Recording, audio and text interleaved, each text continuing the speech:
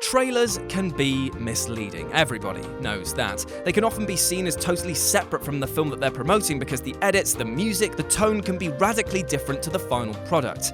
They are, after all, hype vehicles and will do anything to get us to part with our ducats, so it's actually not surprising to learn that trailers have time and time again resorted to putting in content that doesn't even make it into the final film. Sometimes these surface in deleted scenes, but more often than not they have been shot with no other purpose than to trick us into thinking we're going to get one thing and then being delivered another. It's not always bad though, it's just interesting to see. With this in mind, I'm Jules of WhatCulture.com, and these are 7 awesome scenes from trailers that were stupidly cut from the film. Number 7. Star Wars: The Empire Strikes Back. Before the 2011 Blu-ray release, Star Wars deleted scenes were a highly coveted commodity. Occasionally, a poorly dubbed black and white version of an early scene with Farm Boy Luke or a Tatooine sandstorm would pop up on YouTube, but for the most part, it was an internet version of school-ground word of mouth, like, "My friend's seen this crazy thing. Oh no, I won't do that. You trying to trade a Charizard? F*** off, I'm not fucking dealing with Pokemon anymore. That's so old school. It's magic, mate." One of the few readily available pieces of evidence about a deleted scene was glimpsed in the Empire Strikes Back trailer. In a moment that continues on from a scene we see in the final film, we see C-3PO tearing a sign off a door. It's a small shot but hints at a much larger cut subplot from the film. Echo Base was constantly under attack from Wampas, which initially being a hindrance proved helpful in slowing down the Imperial stormtroopers. Allegedly cut due to time constraints, the real reason might have been because it shows C-3PO doing something other than being a nag and being more active rather than passive in the Empire assault. Number 6. Batman Forever. When Warner Brothers decided to axe Billy D. Williams as Harvey Dent in favor of a less comically canon white dude with 2 first names in the form of Tommy Lee Jones, they realized that some people might begin to ask questions as to how such a radical race change might have happened. Therefore, they included a few scenes to explain this change and who this dude with the bad eczema was. Dent is shown in this trailer to be saying, "If the Bat wants to play, we'll play," as well as a few other action shots to show off how much of a baddie he would be.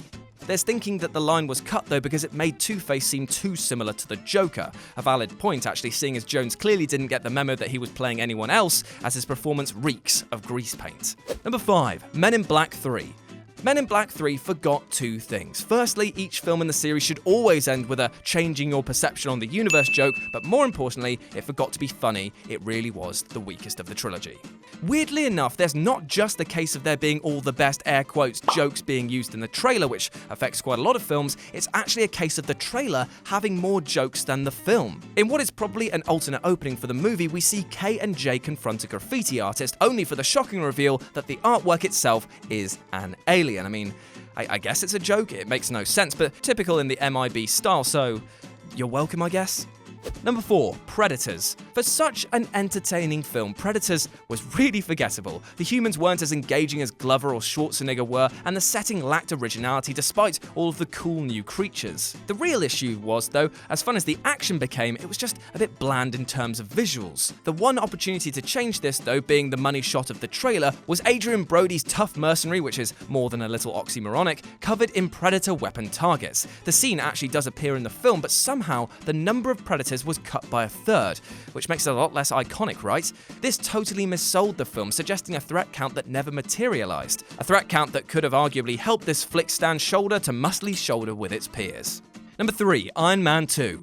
One of the more confusing developments in the Marvel Cinematic Universe was the sudden relationship between Tony Stark and Pepper Potts. A caring friend with the odd flirtatious aside for most of the first 2 Iron Mans, when we jump forward to the Avengers, we're suddenly seeing them as a full-on item. However, judging from the trailers for the second, and let's face it, worst Iron Man, the relationship was intended to have been developed even further by the start of the sequel. The trailer opened with some serious flirty banter between the pair, with Pepper cheekily kissing the Iron Man helmet, alright Vicar, and Tony claiming that she completes him. The film, however, picks up with Stark at the same point, but no Pepper in sight. What's ridiculous here is that the scene was such a prominent part of the advertising campaign that its lack of inclusion kind of sticks out. Odds are that Marvel opted to cut this scene as a way of maintaining Stark's playboy ways. Something a lot less humorous if he's on the borders of a serious relationship. Number 2. Harry Potter multiple films. Harry Potter films started out as family-friendly fantasies, but identical to the books, they swiftly got darker and more epic. It's testament to the film's varying screenwriters that the dialogue didn't get too hokey. And it's further testament to the trailer editors that many of the lines we associate most with the series don't actually appear in the movie. Harry's "he's getting closer, I can feel it" from the Goblet of Fire, the iconic exchange between Harry and Voldemort where he says, "Why do you live?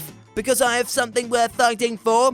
And in the final film, Snape saying, "It's over," after killing Dumbledore in The Half-Blood Prince, all don't show up in their respective films. There's more than these, but these 3 lines in particular are so enticing it was a damn shame to see them cut. Harry Potter trailers suffered from lots of scenes left out from the final cut, often due to pending effects work, but these lines stand out for being so awesome. And number 1, The Amazing SpiderMan. When the reboot of Spider-Man hit cinemas, the main draw for those who'd already sat through the origin story 10 years before was the promise of expanding the look at Peter's parents. Non-existent in Raimi's trilogy, The Amazing Spider-Man did give us a look at them in the opening, but much of the enticing development hinted at in the trailers was completely gone in the final film. Many scenes with the Lizard and Rather, the 2 characters who could provide exposition on the Parkers, were deleted from the final cut, meaning that the latter disappeared suddenly with little explanation and the former comes across as a Green Goblin-esque lighty. In the end though, it's a little paradoxical. They were actually cut when it became apparent a sequel was a near certainty, but much of the hype that created that film's success was dropped entirely from the plot.